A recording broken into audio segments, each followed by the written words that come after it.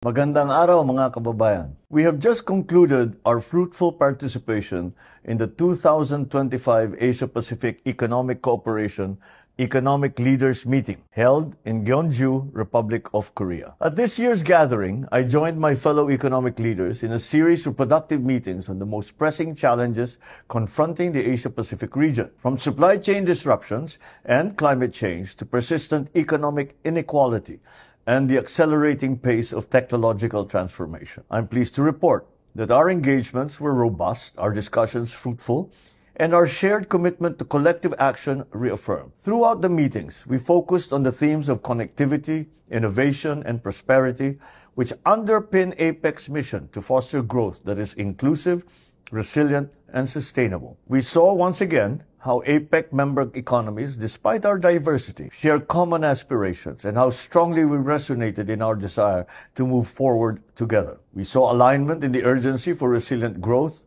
inclusive prosperity, and sustainable development. More importantly, we debated, we listened, and we laid down meaningful and action-oriented pathways for regional economic cooperation. The key global concerns discussed revolved around the rapid deployment of AI, far-reaching demographic changes, and the flourishing of cultural and creative industries. These topics are not only timely but also deeply relevant to the Philippines' vision of building a resilient, inclusive, and future-ready economy. In light of these discussions, I had the opportunity to advance our Philippine priorities, including 1. Our emphasis on the importance of narrowing the digital divide for MSMEs by equitable access to digital services and financial inclusion. 2. Advancing seamless movements of goods and people through infrastructure development. 3. Promoting supply chain resiliency amid shocks and crises. And 4. Promoting digital literacy and upskilling for our MSMEs, women, and other segments whose full economic potential can be realized through digitalization. These priorities were well received, and we worked with our partners to identify concrete ways forward, as reflected in the outcome documents adopted and concluded during the visit. On the sidelines of the visit, I held bilateral meetings with Republic of Korea President Lee Jae-myung and Chilean President Gabriel Boric. We reaffirmed our commitment to deepen bilateral relations between our countries and to expand cooperation in areas of mutual interest. I also met with top executives from Korean conglomerates, a move that reflects the growing confidence of Korean investors in the Philippines' economic potential and policy environment. The discussions were strategically focused on exploring partnerships in high-value sectors such as advanced manufacturing in electronics and semiconductors, clean energy,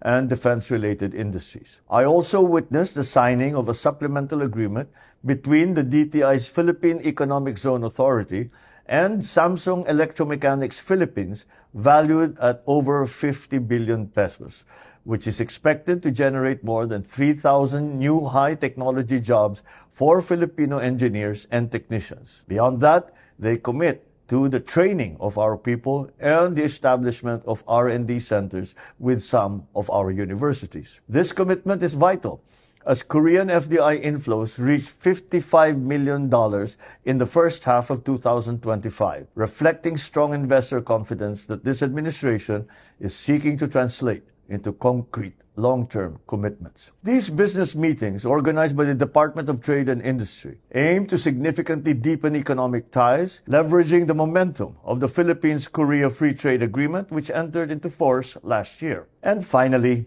my visit would not have been complete without connecting with our kababayans in Busan, which we had the honor of visiting. I'm very grateful to them for their meaningful contributions both to their communities in the Philippines and in the Republic of Korea. Their dedication and success brings pride to every Filipino and strengthens the enduring friendship between our two nations. I encourage them to stay united, to collaborate with us in building a stronger, more resilient Philippines. Now, as we return home, let us all carry forward the momentum that we have built, translating our commitments and agreements into tangible results, forging lasting partnerships, and ensuring that the Asia-Pacific region continues to thrive, inclusive, resilient, and sustainable. Maraming salamat at magandang araw po sa inyong lahat.